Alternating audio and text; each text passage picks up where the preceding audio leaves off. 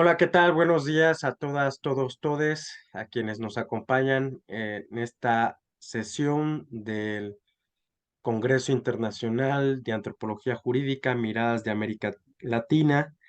El día de hoy tenemos un tema muy sugerente en el mundo de la antropología jurídica y obviamente en América Latina, en la periferia capitalista, también otros autores como el doctor Antonio Carlos Vollmer, ¿no? Que también nos habla de esa periferia silenciada también.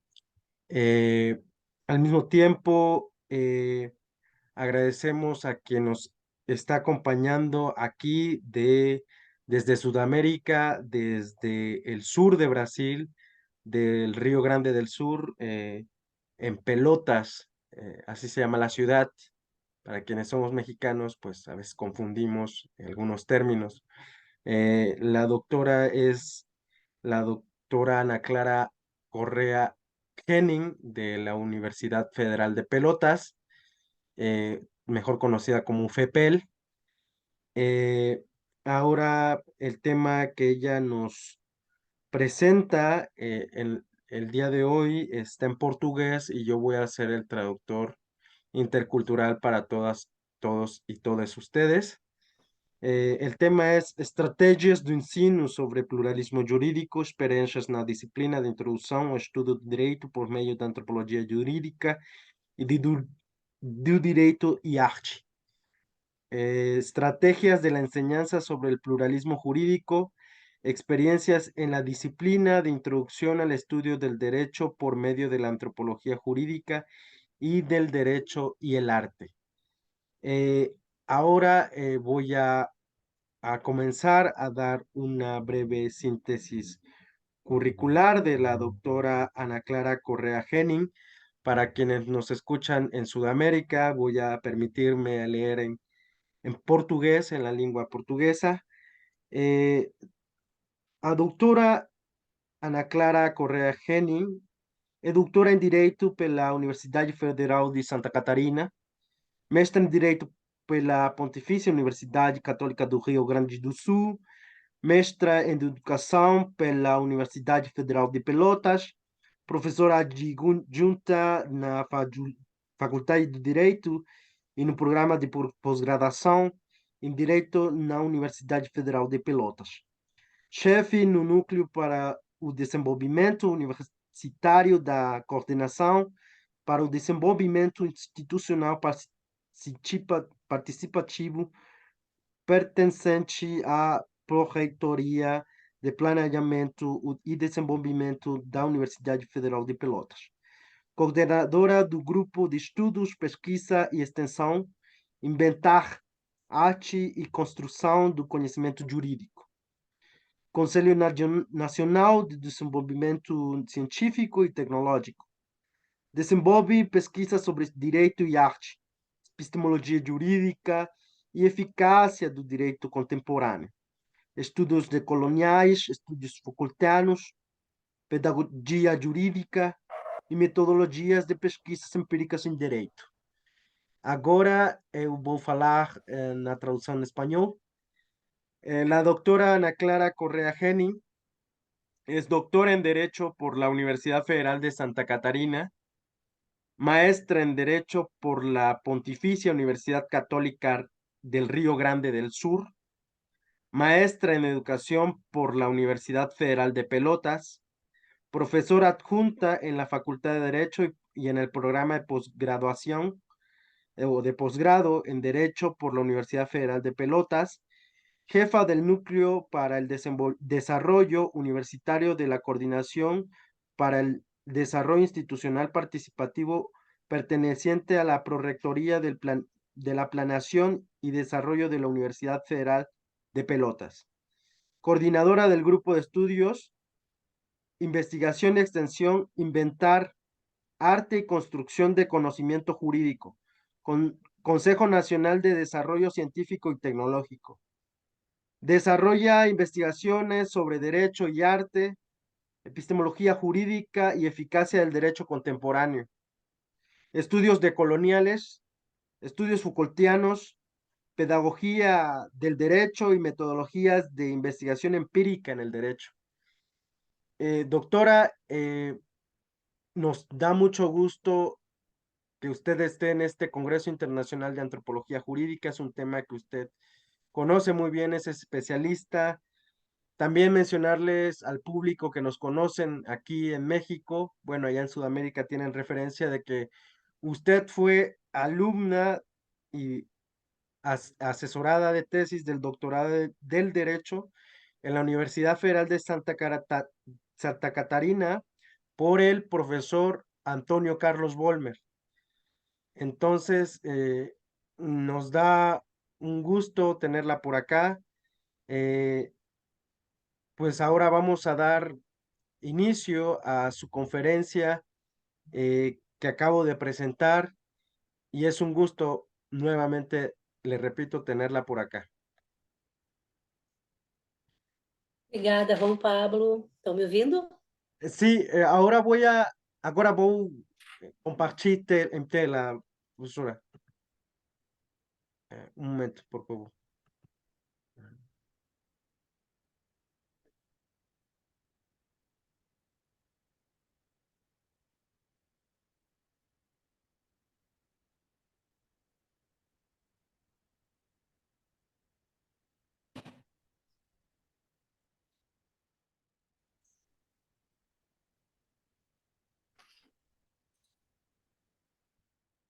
Sim pode ver, olhar la tela? Sim? Ok, muito bem. Ó, João Pablo, se tu puder colocar no... É isso, acho que é a apresentação, né? Acho que é aí. É, é isso ou não é a apresentação? Tá correto. Só ali em cima, João Pablo, bem em cima da tela, tem um aumentar a imagem. Vê se tu consegue. Não sei se mais para tua direita, para cima. Aham, sim. Lá em cima, aumentar a tela. Vê se tu consegue. Ah, Eu não tenho. assim? É, Sim? isso mesmo, tá perfeito. Ah, ah, muito bem. Um momento, um momento. Sim, tá bem. Agora, professora, você Certinho? eh, pode começar a sua palestra, por favor. Começar. Então, boa tarde a todas, boa tarde a todos. Eu falo aqui do Brasil, aqui são, depois do meio-dia, já são mais de 1 hora da tarde, a gente tem 3 horas de diferença, né, João Pablo? Então, vou dar boa tarde. Só vou fazer um reparo, João Pablo, eu fui orientanda do pós-grado da professora Thais Colasso. O professor Volkmer foi meu parceiro de pesquisa, publicamos algumas coisas juntas, então é muito meu amigo, é alguém que eu respeito muitíssimo. Então, tanto a professora Thais quanto o professor Volkmer foram meus professores lá na Universidade Federal de Santa Catarina. É um prazer estar aqui com vocês. Eu te dou um tempo, Juan Pablo, para tu fazer a tradução. Como é que tu quer fazer?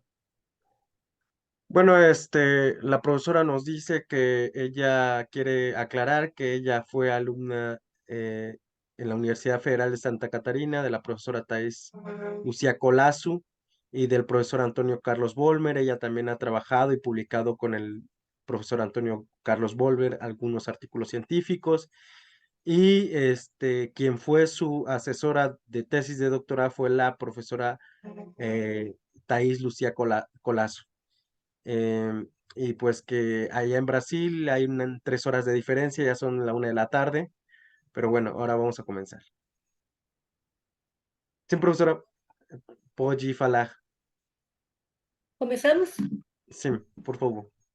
Então, como já bem falou Juan Pablo, eu vim conversar sobre questão do pluralismo jurídico como com direito, que é uma das disciplinas que eu leciono aqui na Faculdade de Direito. Podemos passar, Juan Pablo, para a próxima. Sim. É contigo. Então, eu organizei essa fala, essa conversa com vocês em dois momentos.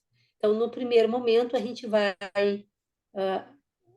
olhar, falar um pouco sobre epistemologia ocidental moderna e monismo jurídico, né, por meio da arte. E depois a gente vai discutir, então, o quão é importante trabalhar com o pluralismo jurídico na disciplina de introdução ao direito, que é no primeiro ano aqui da Faculdade de Direito da Universidade Federal de Pelotas. Bueno, dice que los temas son, en un primer momento, el que vamos a abordar son las miradas críticas de la epistemología occidental moderna, el derecho y el monismo jurídico por medio del arte. Así también en un segundo momento, la importancia de la enseñanza sobre el pluralismo jurídico y la introducción al estudio del derecho, contribuciones de la antropología jurídica y del derecho y arte. Es una, pues obviamente lo que enseña ella en la Universidad Federal de Pelotas en la Facultad de Derecho. Podemos passar.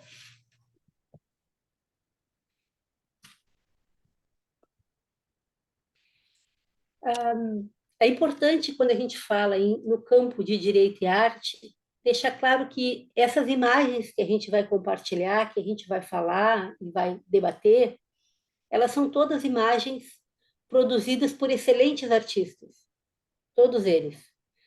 O que a gente quer, o que eu desejo com isso é, na verdade, verificar o quanto essas imagens podem nos fazer pensar o direito, pensar a epistemologia. Então, eu trouxe essa citação do Eduardo Said para a gente pensar isso. O que ele diz é que nenhum de nós está além da geografia, né? E da mesma forma, a gente não está além da luta pela geografia. Essa luta pela geografia, ela também é travada no campo das ideias, das imagens e das representações. Bueno, aquí en esta diapositiva nos dice que así como ninguno de nosotros está fuera o además de la geografía, de la misma forma ninguno de nosotros está totalmente ausente de la lucha por la geografía. Esa lucha es compleja y interesante porque no se restringe a, a soldados y cañones, alcanzando también ideas, formas, imágenes y representaciones.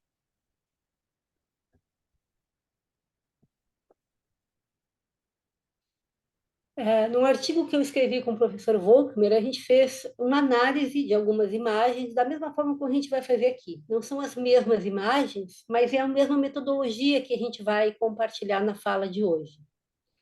Então, eu quero deixar claro, Juan Pablo, que é o que está ali em negrito, escrito em português, né? Ao analisar as pinturas aqui descritas, o objetivo é ressaltar o contraste entre a marginalidade de certas representações e a centralidade de outras.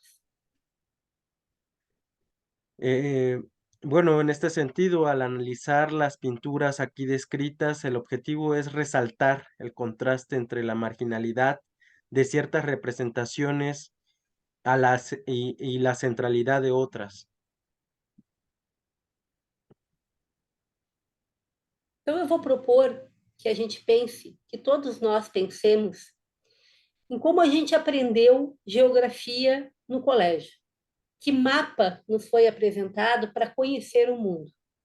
E o mapa, pelo menos para mim, aqui no Brasil, não sei como é que é com vocês no México, mas aqui no Brasil, o mapa até hoje utilizado é esse mapa que foi originalmente proposto por Mercator. Bueno, profesor dice que, bueno, la profesora dice que este mapa ha sido impuesto por algunas representaciones y obviamente por, ¿cómo se llama? ¿Cómo que se llama pessoa que diz al final? Mercator. Por Mercator. impuesto obviamente o expuesto por Mercator.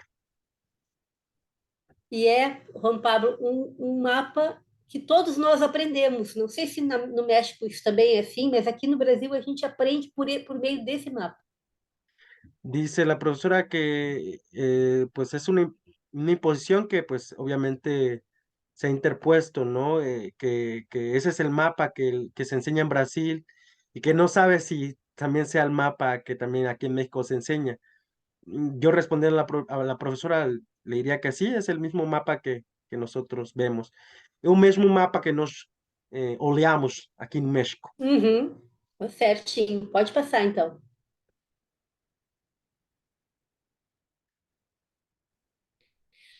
O problema de analisar esse mapa é que ele foi feito por um europeu, né? E esse europeu, é claro que colocou a Europa no centro do mapa. Ela está localizada no centro do mapa.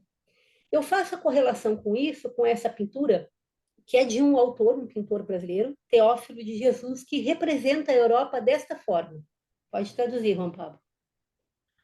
Bueno, esta imagen evidentemente está hecha por un pintor europeo, es de 1810, Teófilo de Jesús, óleo sobre pantalla, Museo de Arte de Bahia, Brasil.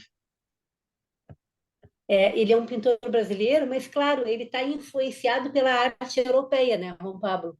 Ah, Ele ah, é super influenciado. bueno, la profesora dice que el pintor es brasileño, pero tiene bajo las influencias de una cosmovisión más europea. Su pintura es de una corriente europea, lo que nos quiere decir la profesora. Nesse sentido, a gente pode observar as vestimentas da pessoa que está montada no cavalo. São vestimentas europeias, claro. Ele está retratando a Europa, né?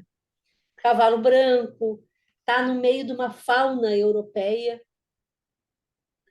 Ahí, pues obviamente se ve representado un hombre blanco, con caballo blanco, representando ahí a los alrededores de la fauna europea. Pode-se ver também, Juan Pablo, o quanto é soberba, não sei como posso dizer, o orgulho de estar em cima desse cavalo, o orgulho de dominar o mundo, né? Ah, en esa imagen se representa mucha soberbia, una persona que está en la cima de ese caballo y obviamente representa soberbia y orgullo. Pode passar para a próxima. O mesmo pintor brasileiro representa o seu continente dessa forma. Essa é a representação do Teófilo de Jesus da América. Aquí se representa el mismo pintor brasileño con estas influencias europeas a un hombre blanco que se ha apoderado de la naturaleza. Então, se vê, nesse sentido, o quanto a diferença de representação de um quadro para outro é grande. Enquanto que a pessoa europeia ela está acima de um cavalo dominando o mundo, aqui se vê uma pessoa indígena no meio do ambiente selvagem. Mientras en la imagen anterior se ve a un europeo blanco con su caballo dominante, en esta otra podemos observar a un indígena rodeado de la naturaleza, a partir de su cosmogonía. A gente pode notar, inclusive, que aos pés dessa pessoa indígena existem baús de moedas de ouro, que representa também, pode nos fazer lembrar do quanto a América, e no nosso caso a América do Sul, foi espoliada, né? Ahí podemos observar que ahí tiene algunos metales de oro, el cual pues obviamente representa el saqueo que tuvo América y especialmente América del Sur. Pode passar. Pode traduzir a pergunta, por favor, Juan Pablo. Qué posibilidades o qué posibles relaciones de poder y de saber construyen esas tres imágenes? Pode passar. Então, a primeira coisa que me chama a atenção quando eu penso nessas imagens é o que Cássio Gomes e o próprio Mignolo vão falar sobre colonialidade do poder e do saber, que eu associo muito às relações de poder e saber em Foucault. Bueno, aquí ella nos dice que punto epistémico que ya partes desde Foucault, esas relaciones de saber y poder. Da mesma forma, também eu fico pensando o quanto a escala civilizatória, o quanto a antropologia jurídica também vem falando que tradicionalmente se entende o mundo como pelos olhos da evolução cultural, né? Do evolucionismo cultural. Quem está mais atrasado na cultura, quem está mais adiantado na sua cultura no mundo. Pues evidentemente existe una escala civilizatoria para decir desde un punto de vista desde la antropología evolucionista que quienes son sociedades menos civilizadas que otras. E também me recordo de um conceito do Castro Gomes, onde ele fala da híbris del punto zero. O orgulho de tu estar no topo do mundo, da tua mirada, do teu olhar, dominar ao mundo inteiro. Ella toma el concepto de Castro Gómez sobre la hibridez y obviamente sobre esta cuestión de la colonialidad y del saber poder. Podemos passar, Juan Pablo.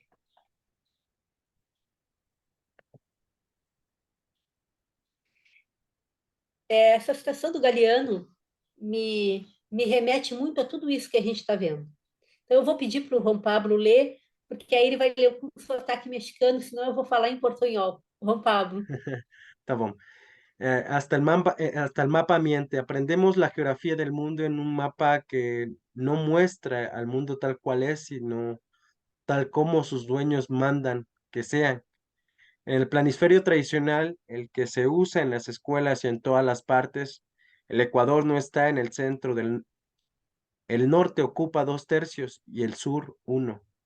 El mapa que nos achica simboliza todo lo demás: geografía robada, economía saqueada, historia falsificada, usurpación cotidiana de la realidad al llamado tercer mundo, habitado por gentes de tercera, abarca menos, come menos, recuerda menos, vive menos, dice menos. Galeano. Podemos passar. Por que, então, não podemos entender o mapa dessa forma, centrado no Pacífico, sem necessariamente estar centrado na Europa?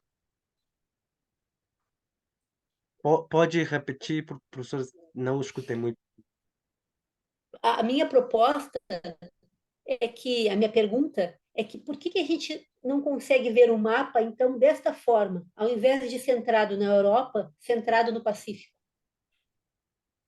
Que ella lo que trata de decir es que quiere ver el mapa de esta manera y no de la otra como la presentamos en cuanto al Pacífico también. Pode passar. Ou assim, que para nós é estranho e pode parecer de ponta cabeça, né? Mas se a Terra, se o globo terrestre, ele flutua no éter, o que é que está em cima e o que é que está embaixo? Bueno, ella preferiría que pues el mapa se viera de esta manera. Al final de cuentas, bueno, parafraseando a Boaventura de Sousa Santos, un norte que es un sur y un sur que es un norte de manera metafórica. Tá certo, tá bem, vamos para passar. Pode Y traduzir, Juan Pablo, por favor. sí.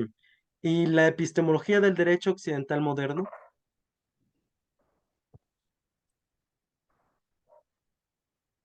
Essa é uma imagem do Luís XIV que eu sempre lembro quando vou falar sobre monismo jurídico.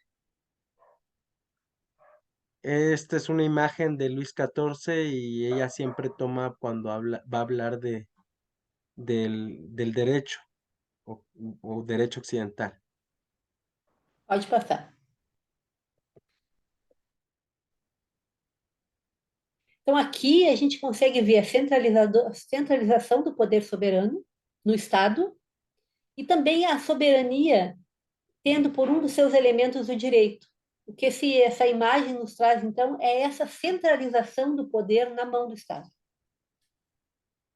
Bueno, aquí en esta imagen se puede observar una centralización del poder soberano en el Estado, la soberanía teniendo por uno de sus elementos el derecho. Eh, Aquí está en el Musée du Louvre, France, en el 1701. Entonces, este es Luis XIV, rey de Francia. Pode Roi de passar. France. Essa é uma imagem conhecida, imagino, de todas e todos vocês. É uma representação, no meu entender, do colonialismo sobre os povos conquistados na pintura, na mão do Diego Rivera. Bueno, aquí podemos ver otra imagen ahora de Diego Rivera, de la plantación de azúcar en Morelos, el detalle de la historia del estado de Morelos, conquista y revolución. Pode Es- passar. sí, directo. Aqui, Sí, pode falar. bueno, aquí representa el derecho del colonizador y la imposición por la fuerza. E tem, então, aqui um direito de espada, né? O próprio Foucault já vai dizer, né? Um direito de espada. Um direito que escolhe quem vive e quem morre. Un derecho que escoge, siguiendo a Foucault, evidentemente quién vive y quién muere. Pode passar. Aqui vocês vão ver que chama a justiça, está na frente do nosso Superior Tribunal Federal aqui no Brasil. La justicia que está ahí en el Tribunal Federal de Brasil, plaza de los tres poderes enfrente al Supremo Tribunal de Brasil. Pode passar. A gente pode ver então que é a deusa Tênis, a deusa da justiça, e que essa deusa ela tem onisciência, tudo ela sabe, tudo ela vê, tudo ela compreende, tudo ela julga. Pode falar, pode traduzir. Aquí pueden observar a la diosa Temis, a la diosa de la justicia y, y a la unicencia. Eh, sí, por favor. Pode seguir, pode seguir. También representa a una neutralidad, imparcialidad del derecho estatal, la venda, y la espada representa fuerza física del derecho estatal. Pode passar. Eu imagino que todos saibam, que todas saibam, mas recentemente no Brasil a gente foi vítimas, né? O Estado brasileiro, o povo brasileiro foi vítima de atentados terroristas que ocorreram no dia 8 de janeiro de 2023 aqui em Brasília. Bueno, acá representa el terrorismo que sucedió en Brasil, la justicia vandalizada en actos terroristas el 8 de enero del 2003 en Brasilia, Brasil. Pode passar. Opa. Com isso, a gente consegue enxergar, e a imagem retrata, a ascensão da extrema-direita no Brasil. A imposição de um único pensamento pela força bruta, que, no nosso entendimento, tem muito a ver, relacionado diretamente com as heranças da nossa ditadura militar e do próprio colonialismo. Bueno, cuando llega la extrema derecha en Brasil hay una imposición de un pensamiento único por la fuerza. Estas son herencias de la dictadura militar y del colonialismo.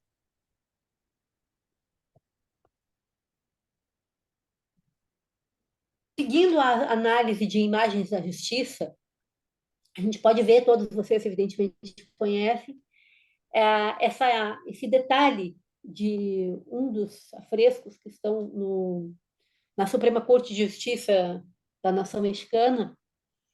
E uma das pesquisas que eu faço é exatamente isso: procurar imagens da justiça e tentar compreendê-las dentro do contexto do país.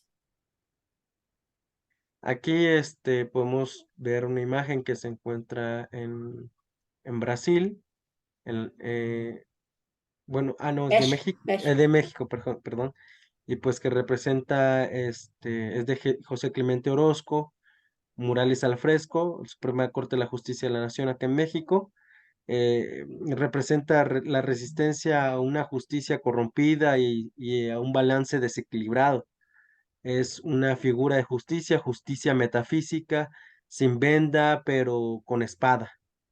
Estos son parte de los estudios decoloniales.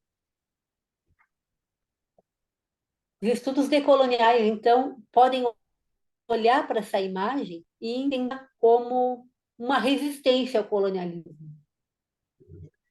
Bueno, en realidad lo que pueden ver en esta imagen es una resistencia al colonialismo, Pode passar. la oposición. Eh, Então, frente a tudo isso, essas análises, essas imagens, ah, fica claro, no meu entendimento, o quanto o direito ocidental moldou o direito brasileiro. bueno, aquí podemos ver cómo el derecho occidental ha podido cambiar al derecho brasileño. Aquí vamos a ver la importancia de la enseñanza sobre el pluralismo jurídico y la introducción al estudio del derecho, contribuciones de la antropología jurídica y del derecho y el arte. Pode passar.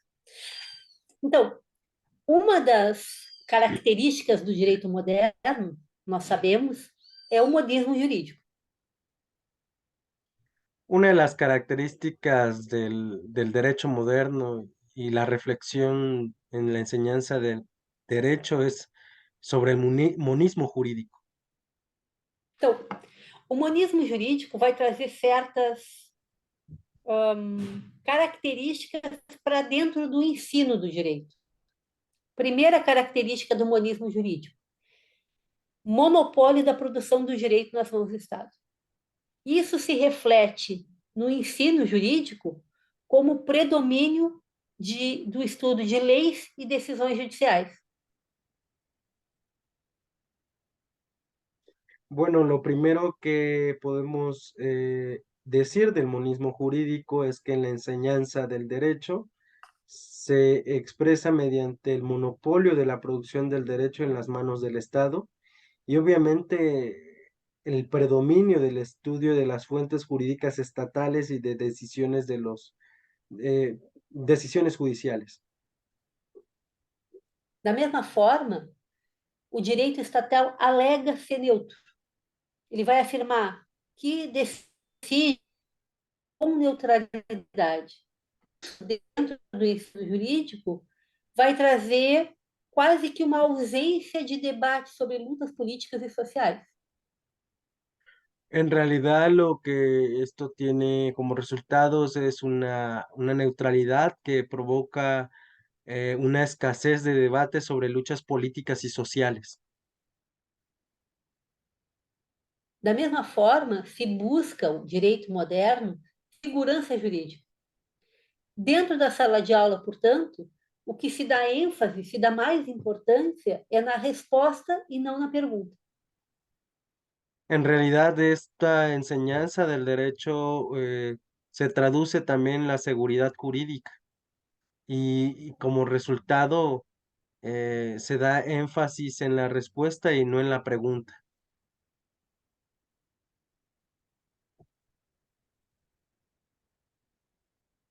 Da mesma forma, se tem uma busca por um conhecimento especializado.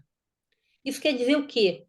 Que a criação do direito para o Estado moderno somente vai ser feita por técnicos especializados, juristas.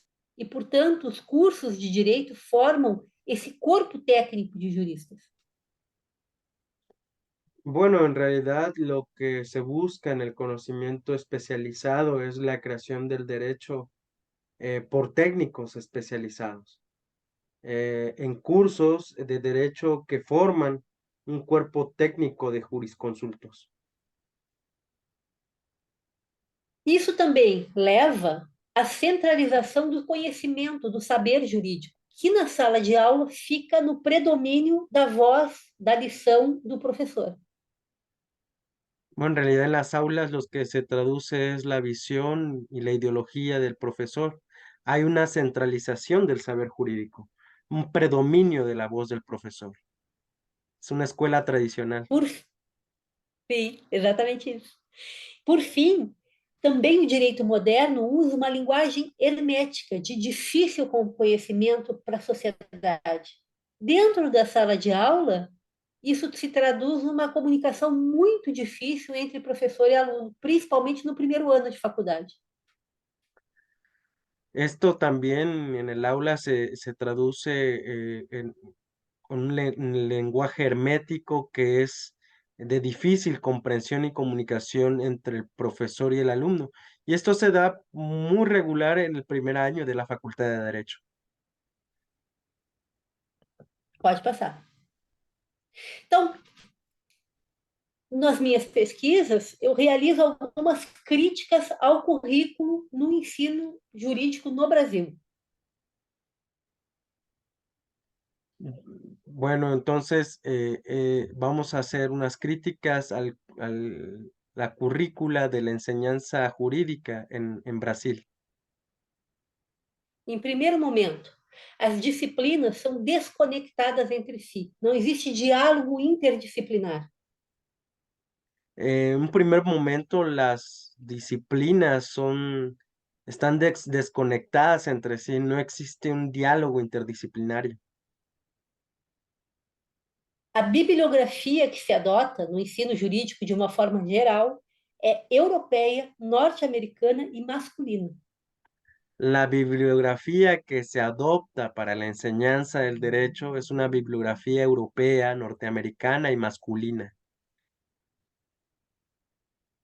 Da mesma forma, se tem um ensino fortemente abstrato e centrado na lei. Es una enseñanza bueno, en realidad predomina un derecho abstracto y basado en la ley. Não considera a realidade social No considera la realidad social e também segue modelos de aula-conferência, com y, pouco diálogo em sala de aula. y sigue el modelo de aula-conferencia, un tipo de diálogo en la aula-conferencia. Por fim, tudo isso faz com que não se incentive a criatividade nos cursos de direito. Todo esto crea que no se incentive la creatividad en los cursos del derecho.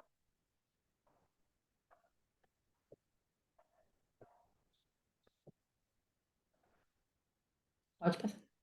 ¿Y la enseñanza del pluralismo jurídico? Pode traduzir para mim, Juan Pablo, a Sí, citação? está bueno. La opción de colonial es pensada, no pero a partir de Grecia, y sí a partir del momento en que las historias locales del mundo fueron interrumpidas por la historia local de Europa, que presenta a sí misma como proyecto universal. Hoy esta idea está en proceso de un desmontaje, precisamente porque aquellas que fueron negadas y aquellas que en el mejor de los casos fue dada opción de integrarse a la colonialidad. Hoy dice, no, gracias, pero no, mi opción es de colonial. Walter Miñolo.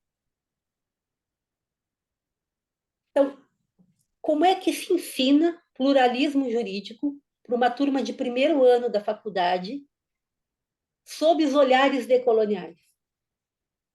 Lo que se enseña en el primer año de la Facultad de Derecho son las miradas de coloniales. Pode passar. Então, eu vou falar agora, nesse segundo momento, já me direcionando para o fim da minha conferência, sobre a Faculdade de Direito da Universidade Federal de Pelotas. Aqui, a minha disciplina é Introdução ao Estudo do Direito na turma da noite, E é interessante ver que o conteúdo do pluralismo jurídico não é previsto na descrição da disciplina. Eh, yo como profesora en la Facultad de Derecho de la Universidad Federal de Pelotas, donde enseño la materia de introducción al estudio del derecho, en el turno de la noche, no se contempla en ese contenido de la materia el pluralismo jurídico. Então, eu tive que inovar, eu tive que usar a criatividade para incluir pluralismo jurídico na disciplina. Entonces yo como profesora tuve que remediar esa situación incluyendo al programa eh, o al contenido de la clase al pluralismo jurídico. Então, venho realizando práticas pedagógicas para o ensino do pluralismo jurídico desde 2018, Eh, propondo uma conexão com a antropologia jurídica e com o direito e arte. Bueno, yo desde el 2018 estoy con prácticas pedagógicas proponiendo la conexión de estos contenidos con la antropología jurídica y el debate suscitado por medio del derecho y el arte. Pode passar.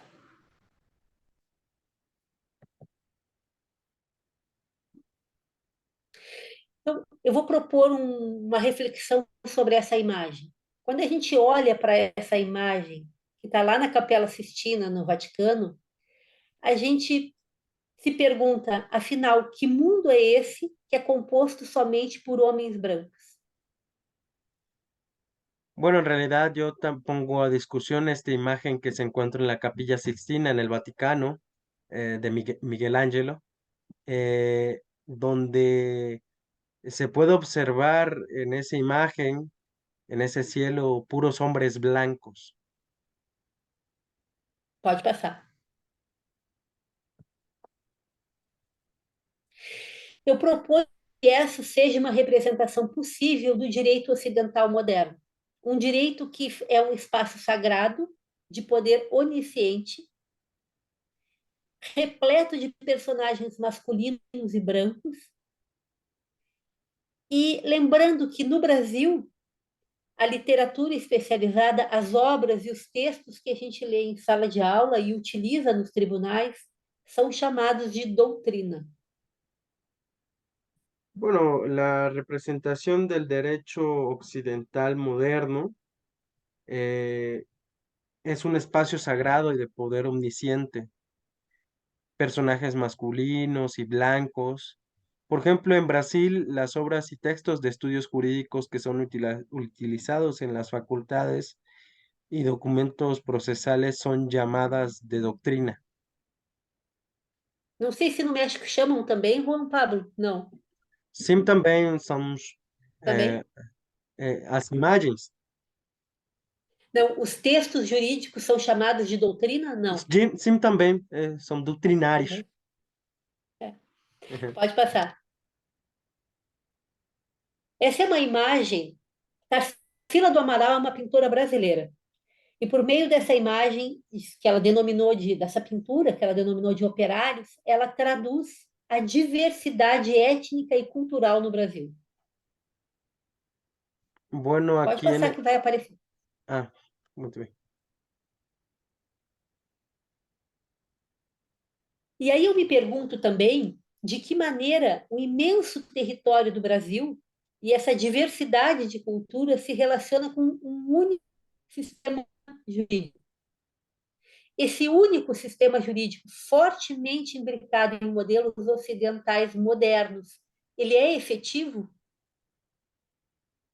Bueno, en realidad en esta imagen, que además de representar la diversidad cultural brasileña, que está en el Palacio de Boa Vista, en Brasil, Tarsila do Amaral, é a autora da imagem, professora? Tarsila do Amaral? Ou assim se chama a imagem? Bom, Tarsila. ok. Bueno, Tarsila do Amaral es la autora y pues Operario se llama la imagen. aquí pues representa la diversidad cultural brasileña y de qué manera ese inmenso territorio y esa diversidad de culturas se relaciona con un único sistema jurídico que al final de cuentas es un sistema jurídico occidental. Ese único sistema jurídico fuertemente imbrincado en modelos occidentales, modernos y efectivo en el entendimiento de las demandas sociales. O sea, esa es la pregunta, Pode passar. si atiende o no esas demandas sociales. Essa imagem mostra uma família de brancos no tempo do Brasil colônia. Aqui no Brasil, esse sistema escravocrata, como a gente pode ver, ele foi mantido até 1888. A gente também pode ver o quanto as crianças fazem o papel de cachorros, né? A dona da casa acaba dando comida para as crianças, como se dá comida para cachorro que está debaixo da mesa. Bueno, en esta imagen podemos observar que como una familia de blancos está dándole a los niños comida como que si fueran perros, o sea, cachorros, perros cachorros, y pues obviamente es una imposición, ¿no? Un dominio. Aquí dice, o jantar de una familia en Río de Janeiro. Dice que la comida de una familia en Río de Janeiro, de 1839, el sistema es, de esclavitud que se mantiene en el derecho brasileño hasta 1888, investigaciones de quilombos brasileños y la eficacia del pluralismo jurídico en esas comunidades. Então, para a turma de primeiro ano, o que eu peço é que façam essas pesquisas.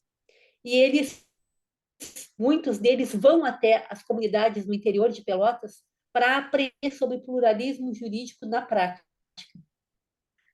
Los estudiantes de la Universidad Federal de Pelotas hacen prácticas de campo para, obviamente, que ellos puedan comprender el pluralismo jurídico que existe en el Brasil, obviamente con comunidades afrodescendientes. Porque, claro, aqui no Brasil a gente tem uma herança da escravidão muito forte. Pelotas, por exemplo, é uma cidade predominantemente, pelo menos tem um alto grau de número de pessoas negras, descendentes de escravos. En Brasil la esclavitud estuvo muy fuerte, incluso en Pelotas, donde viven muchos afrodescendientes, si no es la mayoría, es un gran número que son herederos o hijos de esclavos. E todas essas comunidades, elas colocam suas próprias regras de direito. Bueno, en realidad en esas comunidades se expresan sus propias formas del derecho dentro de esas comunidades afrodescendientes. Pode passar.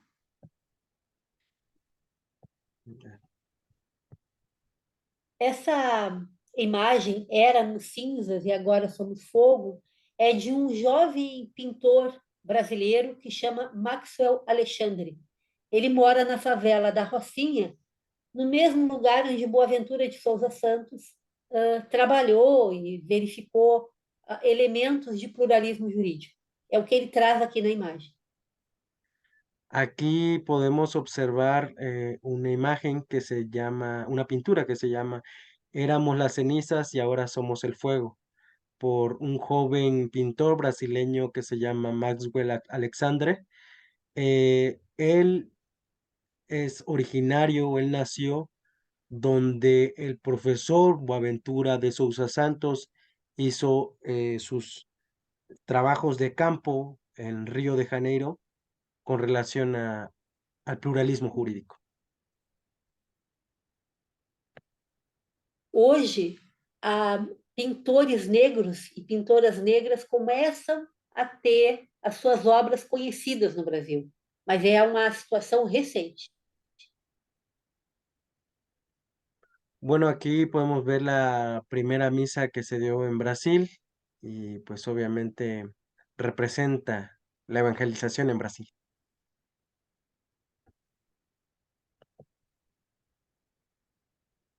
Aqui no Brasil, e imagino que no México, em todos os outros países, temos povos originários com a sua própria cultura e a sua própria cultura jurídica, com direito próprio, que é o que a teoria do pluralismo jurídico nos traz. A nossa Constituição Federal, ela reconhece aos povos indígenas o seu direito. É a única exceção que a Constituição faz de pluralismo jurídico, reconhecendo que as comunidades indígenas podem usufruir do seu próprio direito, desde que não contrarie a Constituição Federal. Bueno, aquí podemos observar que como en América Latina existen pueblos originarios con su propia cultura jurídica también en el Brasil. Por ejemplo, la Constitución Federal brasileña reconoce a los indígenas y su organización social, costumbres, lenguas, creencias y tradiciones, y los derechos originarios sobre las tierras que tradicionalmente ocupan, compartiendo la unión, demarcándolas para proteger y hacer respetar todos sus bienes. É a única exceção que a Constituição brasileira faz ao pluralismo jurídico. Juan Pablo, se tu puder traduzir, a única exceção, que é em relação aos direitos dos povos indígenas. La única relación que hay entre los pueblos indígenas y el derecho nacional. Exceção, a única exceção. Ah, la única excepción. Pode repetir outra vez, por favor?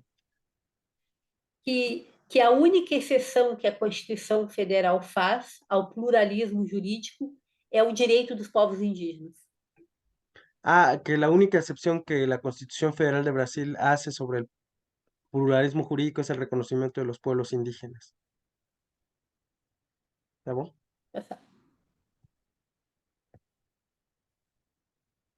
Por fim, temos então hoje no Brasil uma luta pelo reconhecimento do pluralismo jurídico em diversas comunidades. A ideia também é de que todas essas comunidades propiciam, possibilitam maior sustentabilidade ambiental do que aqui a comunidade que é considerada normal realiza. Bueno, aquí estamos observando una imagen de pescadores en el Museo de Arte Contemporáneo de la Universidad de Sao Paulo, USP, en Brasil. Pues obviamente representa la lucha por el reconocimiento de las reglas jurídicas de comunidades tradicionales brasileñas, pescadores artesanales, catadores de coco, de bacazú y fundos de pasto. Hay una sustentabilidad ambiental. Porque essas comunidades tradicionais e que praticam as suas próprias regras de direito, elas tendem a respeitar mais a natureza do que a sociedade industrializada. Esas comunidades, por lo regular, tienden a respetar a la naturaleza que las sociedades modernas o industrializadas. Então, eu agradeço muito o convite, agradeço muitíssimo ao Juan Pablo pela tradução e deixo vocês com as referências, caso alguém queira aprofundar o conhecimento no que a gente veio debatendo hoje. Muito obrigado, professora, pela participação no dia de hoje. Estamos muito contentes aqui na Cidade do México pela dissertação por o pluralismo jurídico. Então, eu passo a algumas perguntas e respostas. Então, vamos perguntar. Bueno, al público en general, les pedimos su participación, si pudieran, pues obviamente darnos algunas preguntas acá por el chat o levantar la mano y con gusto aquí vamos a hacer la traducción intercultural con la profesora y obviamente dar respuesta. ¿Alguien tiene alguna pregunta? Doctor, ¿qué tal? ¿Cómo Por está? aquí. Ajá, ¿quién habló? A ver, Muy diga. buenos días. ¿Sí me escuchan? Bien, pues doctora doña Ana Clara Correa, le agradecemos su atención y generosidad de tenerla desde aquel lugar maravilloso de la hermana República Federativa del Brasil. Discúlpeme que no falo portugués, como el excelente traducción que hemos tenido del licenciado, casi maestro ya, don Juan Pablo Cruz. Siempre será bienvenida, doctora. No tardamos en tenerla físicamente invitada en nuestra universidad. Le adelanto porque, caramba, he escuchado con atención sus comentarios muy enriquecedores, muy sobresalientes. Nos pone adelante en términos son términos muy vanguardistas que redireccionan el sentido del derecho.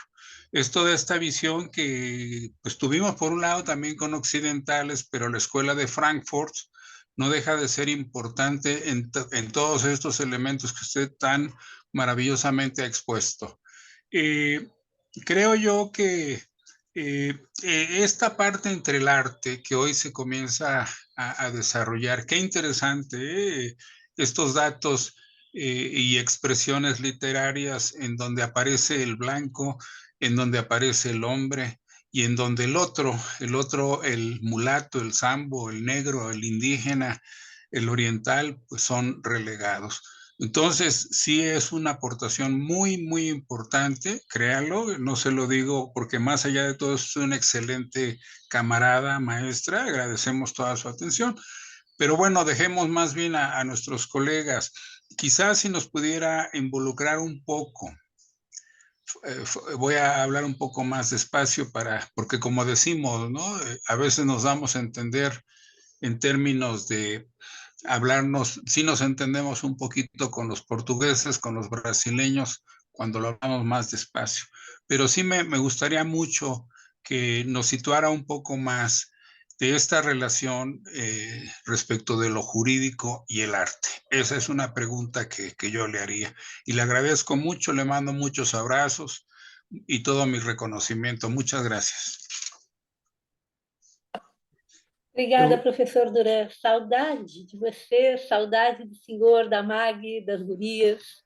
Bom, Juan Pablo, acho que eu entendi a resposta e a pergunta e vou responder e tu vai me acomodando, pode ser? Sim, o que diz o Dr. Duran é que ele quer precisar mais bem no termo, relação entre o direito e a arte. Ele está muito contente por essa expressão das imagens do homem branco, do homem machista, misógino, etc.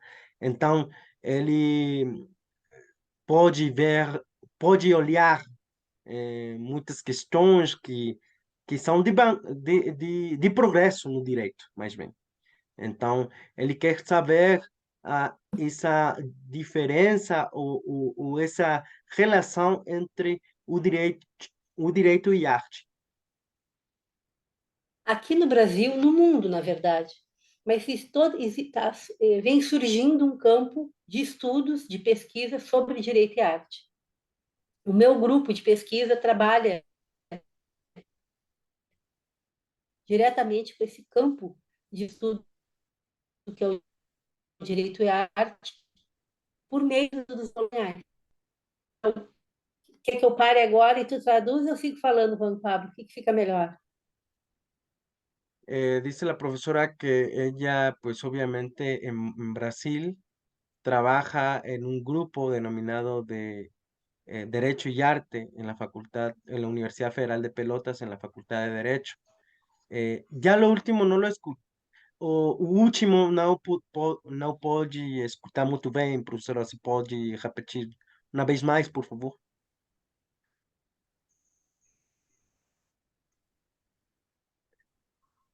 É um campo que veio ganhando muito espaço para pesquisa aqui no Brasil. E eu sempre penso que conhecemos melhor o mundo que a gente habita por meio da arte. A arte faz a teoria se tornar concreta. Bueno, evidentemente en Brasil, pues ellos tienen un estudio muy amplio del derecho y el arte y ellos pueden estudiar el entorno de las personas, de cómo habitan a través de las imágenes, es decir, a través del arte. É isso, professora? Tá bom. E o quanto podemos conhecer o direito, o quanto podemos conhecer o direito por meio de imagens e por meio da arte. E o direito lo Eu quero podemos, dizer que pedagogicamente, pode falar. el derecho lo podemos conocer más a través del arte y las imágenes y obviamente el entorno en el que habitan ciertas personas. En el ámbito pedagógico, por ejemplo, Porque a arte, a imagem, ela concretiza a teoria. el arte, por ejemplo, concretiza a la teoría. Ok. É isso. Es todo eso, profesor, dice la doctora. ¿Cómo no? Bueno, muchas gracias. Adelante con los demás colegas. Don Amir, ¿qué pregunta? Sí, sí, ¿se puede? Sí, claro, adelante, maestro. Ok, mi pregunta es, em, ese arte que usted mostró de influencia europea, digamos que en nombre de las nuevas iconoclasias, deberá ser desechado y descartado o hasta destruido como en la conquista de América, en la revolución cultural china, en la destrucción de las iglesias del liberalismo juarista o la remoción de la estatua de Colón en el reciente paseo, recientemente en el Paseo de la Reforma, o deberá prevalecer la idea contemporánea y civilizatoria del patrimonio cultural para un nuevo dimensionamiento desde las epistemologías del sur. ¿Con qué límites y alcances se podría hacer a través de las epistemologías del sur? No. Vino un alumno a avisarme que la señora Doutora, você pode entender o que o maestro diz?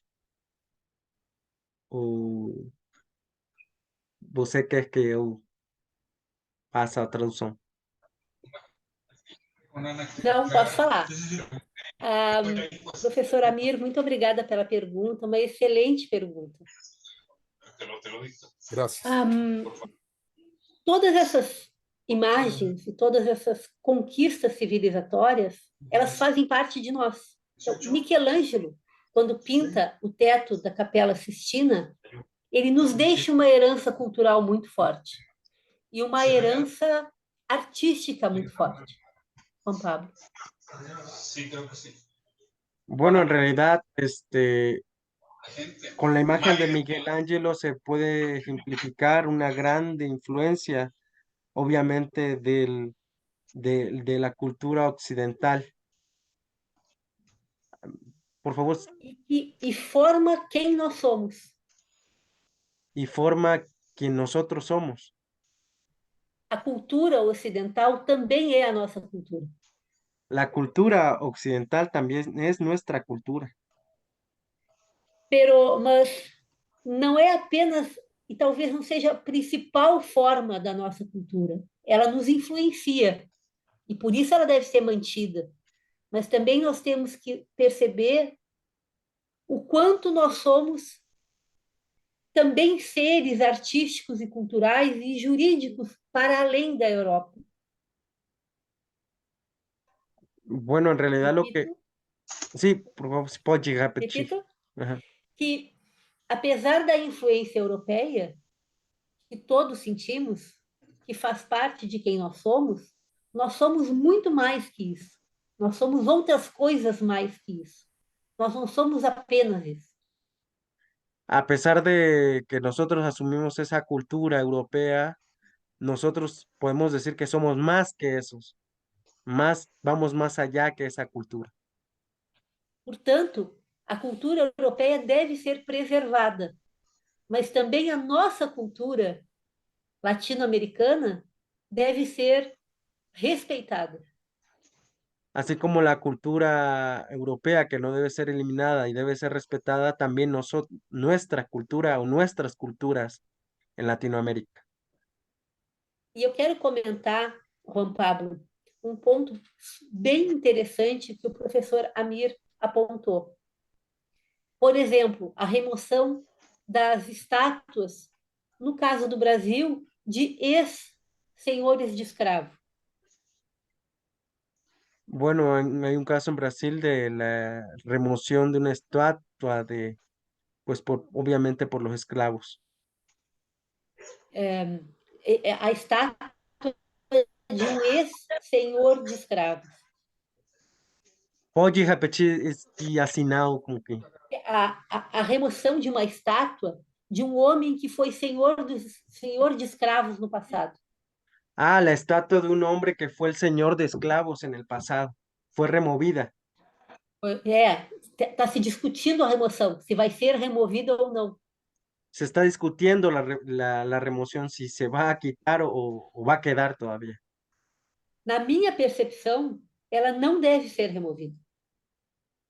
Desde su visión dice que no debe ser removida esa imagen. Porque ela é um monumento perpétuo do nosso sistema escravocrata. Porque representa al sistema esclavo de Brasil. Nos faz lembrar todos os dias que somos filhos de escravos. Nos hace recordar todos los días que somos hijos de esclavos. E, portanto, nos faz todos os dias querer lutar contra a escravidão. Y pues nos hace también recordar todos los días que debemos luchar y derrotar a la esclavitud. Porque se a estátua for removida, é possível que venhamos a esquecer esse passado. Bueno, si esta imagen fuera removida, nosotros olvidaríamos el pasado.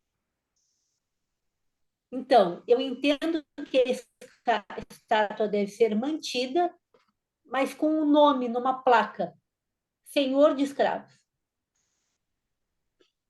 Pues esta imagen debe de ser todavía mantenida y que debe de decir Señor de los esclavos.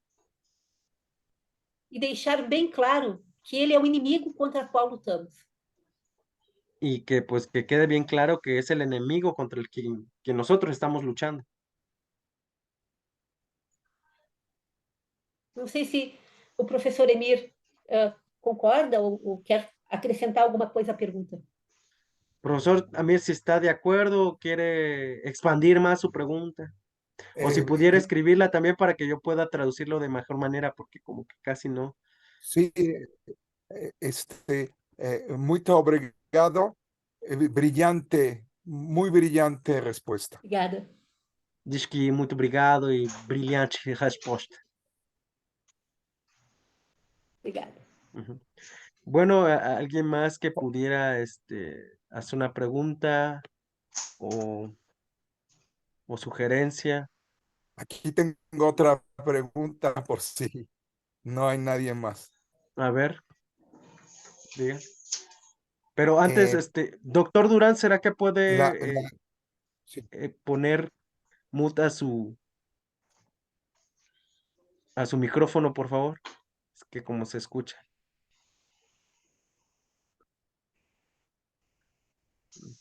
Bueno, adelante. Sí. Creo que ¿podría silenciar su micrófono, por favor, doctor? Para que podamos escuchar. Ok. Adelante, maestro. Okay. Sí, en la representación de la justicia, ¿qué debe prevalecer en la imagen? Una justicia ciega de la ley es la ley. De la ley es la ley a rajatabla, discriminatorios.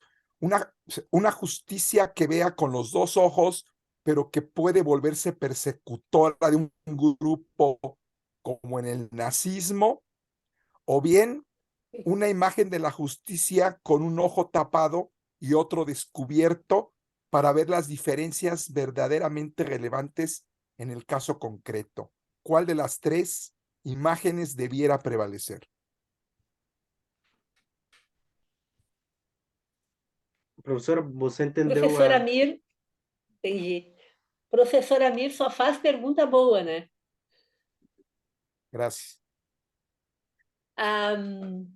Eu entendo que a justiça não deve ser vendada de forma alguma.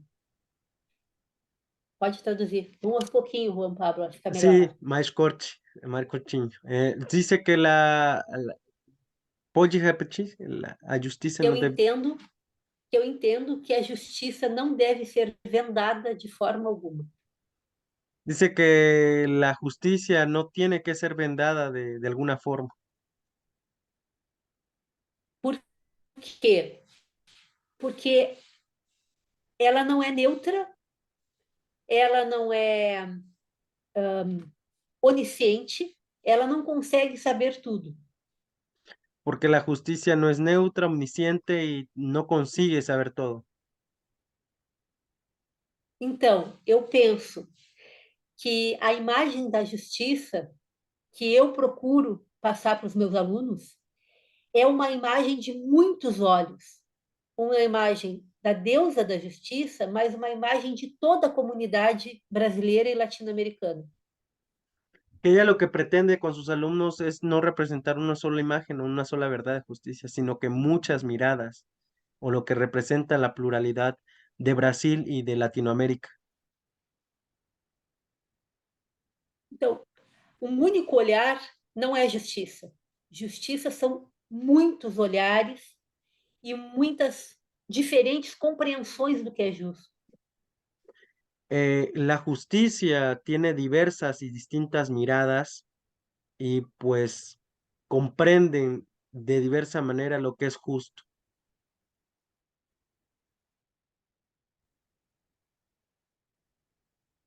Eu vejo, por exemplo, fascistas e neonazistas. Professora, pode repetir? Sua sinal está muito baixa.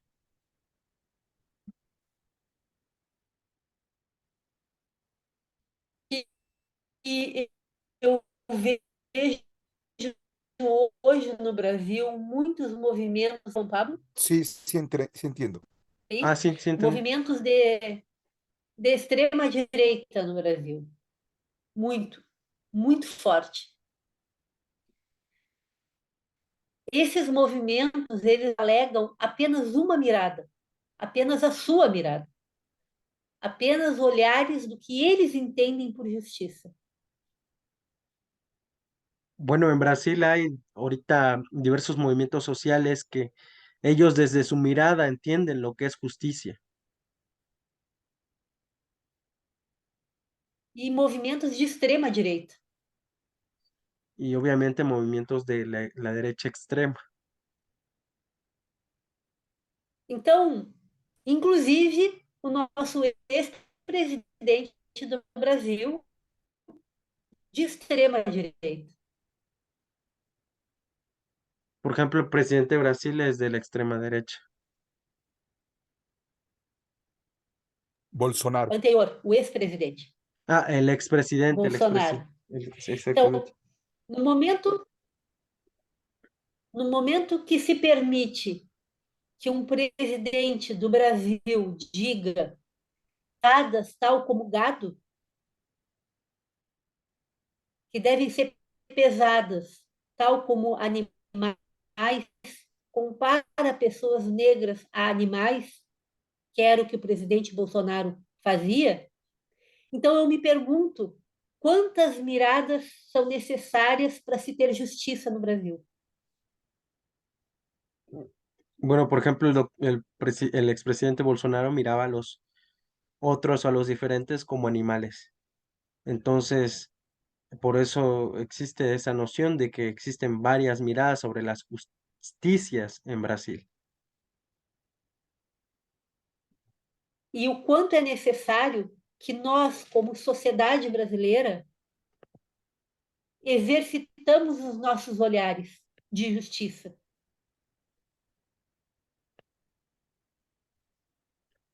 Entonces, Repito, Juan Pablo. repite, por favor.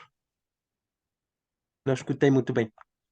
Então, eu percebo o quanto é necessário que todas nós, sociedade brasileira, todos nós, exercitamos os nossos olhares de justiça. A justiça só é justiça se ela for múltipla. Que dice que ella está convencida de que en Brasil se conciban muchas miradas de justicia y que la justicia sea lo último, ¿no?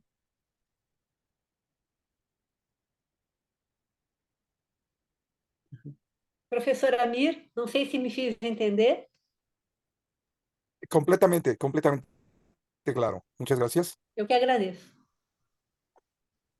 Bueno, no sé si alguien más tenga alguna pregunta, si no los puede llegar a hacer en el chat o pasaremos a finalizar Sí, esto. si no hay, tengo una última en dado caso de que no haya nadie más. A ver, dígala, profesor. Sí. Al existir las convenciones internacionales de derechos humanos, tales como la CEDAW o Belém do Pará, entre otras, y un mayor número de abogadas egresando de las universidades actualmente, se matizaría el hecho de que la bibliografía sea hoy predominantemente masculina y esto se irá equilibrando gradualmente producto de este avance que ha habido en las últimas décadas de las mujeres? Excelente pergunta. O professor Amir está só perguntando coisa interessante. Eu penso que para dar visibilidade às mulheres juristas, pelo menos duas alternativas.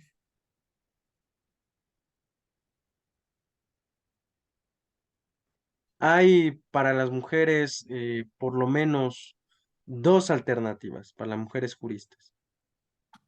A primeira é fazermos pesquisas históricas para resgatar textos escritos por mulheres no passado.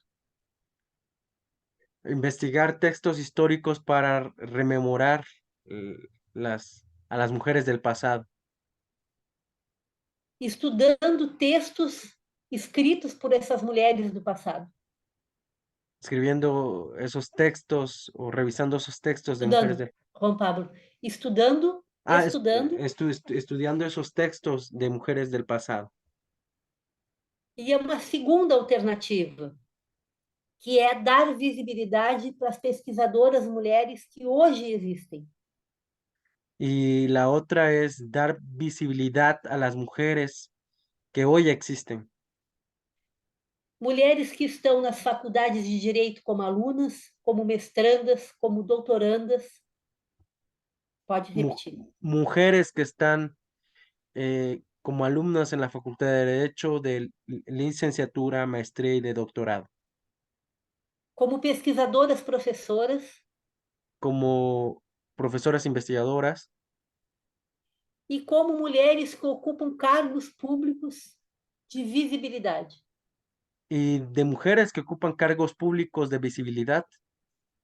Então, por exemplo, no nosso Supremo Tribunal Federal, temos ministras mulheres.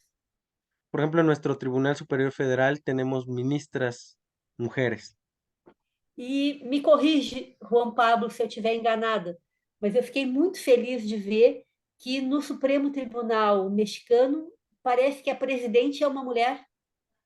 É exatamente neste governo há muita participação pelas mulheres nos espaços públicos. Então, isso é muito importante neste governo de esquerda.